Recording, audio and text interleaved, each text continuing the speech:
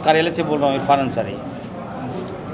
इनका ज़मीन का मामला है, माफिया लोग छीन लिया है गरीब। बाबा का रास्ता निकाल दीजिएगा, बाबा का,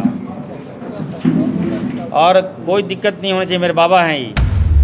झारखंड प्रदेश कांग्रेस कार्यालय में आज जनता दरबार लगा है, जहां मंत्री इरफान अंसारी जनता की फरियाद सुनते नज़र आ रहे हैं। 200 से ज़्यादा लगभग यहाँ फरियादी पहुँचे थे, तमाम फरियादियों की उन्होंने सुनी।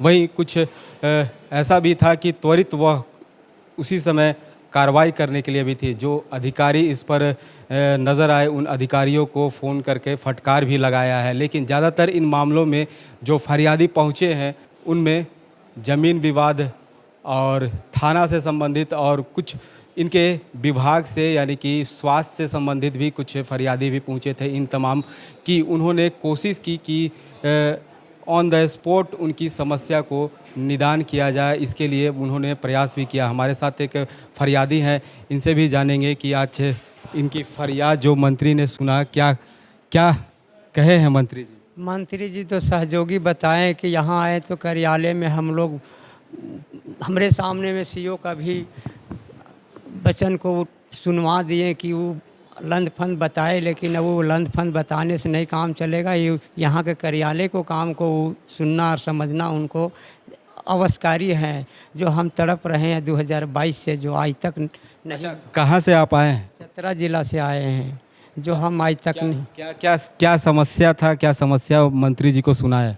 मंत्री जी को सुनाए कि हम ज़मीन के नापी के संबंध में 3 बार अमीन को भेजा सीओ साहब, लेकिन तीनों बार वहाँ पर लोग जाते हैं, कर्मचारी सीआई अमीन, और पहुँचे प्रभारी गाड़ी पर। प्रभारी गाड़ी में नारी सब पुलिस गए तो उन लोग बेचारी क्या करेंगे, हान या लगान जो कर रहे हैं तो ये मर्दाना कर रहे थे। नापी भी नहीं किए, घूम 2 दिन घूम के आ गए। अच्छा, सीओ साहब अमीन को भेजे थे नापी के लिए, लेकिन नापी आपकी ज़मीन पर नहीं हो पाया। उन लोग उल्टा पैसा दे देता है कि मत नापिए और ज़मीन मत दिखा दीजिए। किनका ज़मीन माफिया का काम है? नापी नहीं होने ज़मीन पर किनका कब्जा है? ज़मीन माफियों का या वही जगेसर सब कब्जा किए हुए हैं, और लोगों हैं गांव वाला गोतिये सब है, लेकिन वहाँ उन लोग का हक नहीं है। जबरन किए हुए हैं, पार्टी के ओर से आज तक न्याय नहीं दे पा रहे हैं। पार्टी में जो यही ज़मीन मारपीट करवाए लिखने के लिए, हमने बोले नहीं लिखेंगे, मेरा माँ के नाम से ज़मीन, हम क्यों लिखें आपको। मारपीट भी कहे, आज तक नापी करने के लिए भी नापी नहीं होने दे रहे हैं। बहुत बरकस हो करके हम अभी मट्टी बनल चल रहे हैं 2022 से। जो मंत्री जी के पास आए तो मंत्री जी क्या बोले? सहयोगी बताएं कि आपका काम हो जाएगा, तो हमें एकदम गदगद हो गए हैं। फोन लगाए थे? फ़ोन तो लगाए, लेकिन गदगद हो गए। तो हमें विश्वास है कि मेरा काम संपूर्ण हो सकता है। सच्चाई छिपाना चाह रहा है लोगों, लेकिन छिपाना नहीं चाहिए। न्याय यदि गिर जाए, जो भी समय मुश्किल हो जाए, अगर न्याय गिर जाए तो, और नहीं गिरे तो सब फायदा है। गिर जाएगा तो पूरे भारत। अब मंत्री जी के मिलने से उम्मीद है कि आपकी समस्या पूर्ण? उम्मीद है। सीओ को उसी समय फ़ोन लगाया गया था। सीओ साहब आदेश बताते हैं, गोतिया क्या करे, जिसका ज़मीन है उनका है कि दूसरा का है, दूसरा को सीओ देने चाह रहा है और दे रहा है हमारे सामने। हम इनक्वारी स्पोर्ट करवाना चाह रहे हैं। इनक्वारी में हमको हराएगा तो हमको जो दंड देगा मैं संभाल लेंगे, और वो आपका अगर दंड हुआ तो मैं मुक्ति देने के लिए नहीं चाह रहे हैं। हम जिंदा है, तैसे वो भी जिंदा रहे, न्याय को न्याय खाना चाह रहे हैं हमारे सामने। हमको बख्शल नहीं जा रहा है। 2-3 साल हो गया जो आज हमको अन्न पानी छूटा हुआ है। सच्चा हमको कागज़ पत्र है, पंजी टूका सब है, लेकिन दूसरे को कब्जा करवाए हुए रुपया के जोर से। इससे हम बकसना नहीं चाह रहे हैं।